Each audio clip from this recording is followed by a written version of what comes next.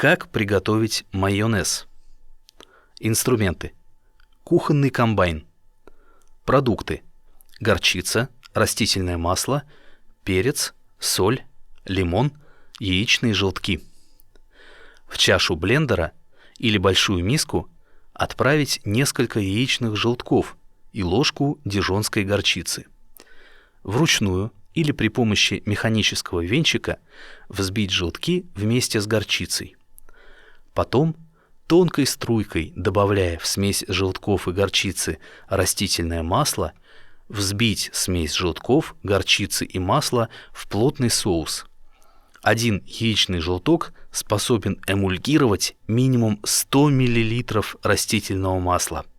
Заправить соус уксусом или лимонным соком, посолить, поперчить и вбить все эти приправы в готовый майонез.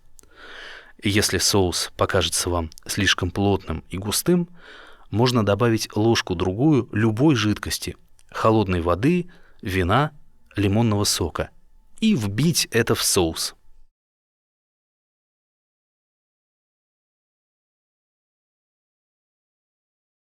Урок окончен.